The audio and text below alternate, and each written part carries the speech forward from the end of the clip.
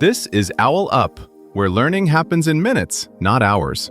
For a deeper journey, explore all our courses at owlup.co. Now, let's dive in.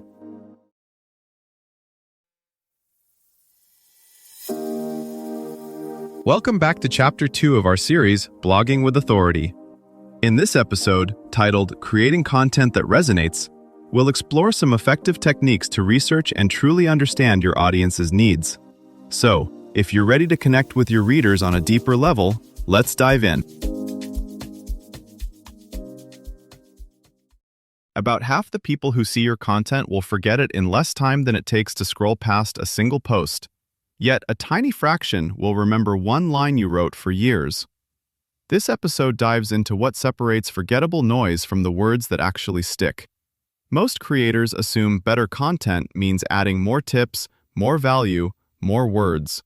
But the research points somewhere else entirely. The content that lands isn't the longest or the cleverest. It's the content that hits a precise emotional and psychological chord for a specific group of people. Neuroscience, marketing data, and campaign results all play back the same track. Resonance happens when insight, emotion, and iteration sync up. Think of it like debugging code in a complex app.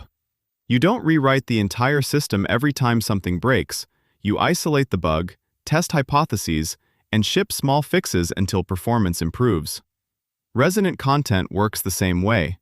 You start with what your audience actually struggles with, you tell a story that makes their brain care, and then you keep adjusting based on what their behavior tells you, not what your ego wants to see. Most creators stop at, "Who is my audience?" when the better question is, what moment are they in when my content appears? Are they doom scrolling between meetings, researching in a panic at 1 a.m., or casually browsing over coffee?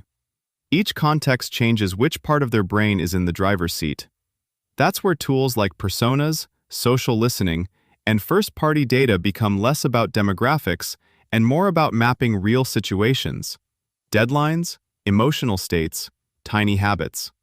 You're not just aiming for a type of person, you're aiming for a specific Tuesday afternoon in their life. Here's the first hard shift most creators need to make.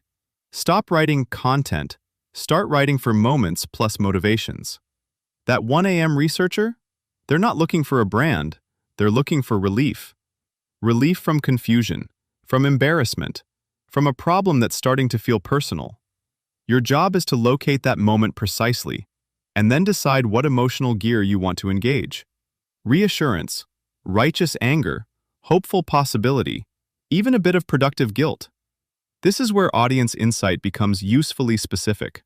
Instead of busy professionals, you map something like, marketing manager, just got asked for a campaign idea by Friday, nervous because last quarter underperformed, scrolling LinkedIn on mobile between calls. Now you know why a blunt opening line like, your last campaign didn't flop because of your idea, it flopped because the story never hit an emotion, will stop the scroll. It names their private fear, then reframes it. To get that level of precision, steal from UX research more than from traditional branding. Watch screen recordings, listen to sales calls, mine customer emails for phrases they repeat when they're frustrated, not just when they're happy. Those angry paragraphs often hide the clearest, rawest language you can mirror back in your content. Next, decide which emotion you're deliberately dialing up. Not randomly, not whatever sounds inspiring, but for this piece, I'm going to lean into awe. Or, for this thread, I'm going to channel focused indignation at a broken industry norm. That choice will shape your examples, your verbs, your pacing. Then you wrap that emotion around a concrete outcome. Anger? Clarity about what's broken. First small action they can take. Awe? New possibility they hadn't considered. One simple next step. Each piece becomes a tiny emotional arc, not just a pile of tips. Think of your content calendar less as a list of topics and more as a portfolio of emotional journeys your audience can choose from, depending on the exact Tuesday afternoon they're having. Think about 3 real posts you've seen lately. First, a founder's thread that starts, "We spent $120K on ads and got worse results. Here's the stupid mistake I made." It works because it names a costly fear, exposes vulnerability, and promises a lesson. The hook isn't clever. It's specific, risky, and grounded in a real event. Second, a short video where a fitness coach quietly says, "If you're opening this at midnight, you're probably angry at yourself. Here's one thing you did right today." That line lands because it enters a private moment and flips the script from shame to relief in 5 seconds. Third, a carousel from a B2B SaaS brand. Slide 1 is a blunt metric. 27% of your pipeline is ghosting you for the same reason, followed by screenshots of actual email lines that push buyers away, then rewritten versions. No fluff, just direct translation from problem to fix.